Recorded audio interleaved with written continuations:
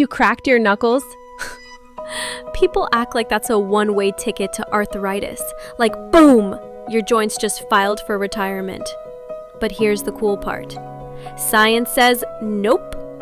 That satisfying little pop you hear? It's not your bones grinding into dust. It's just gas bubbles collapsing in the fluid around your joints.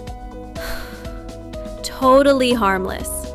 There's actually no solid evidence linking knuckle cracking to arthritis. I've been doing it since middle school, and guess what?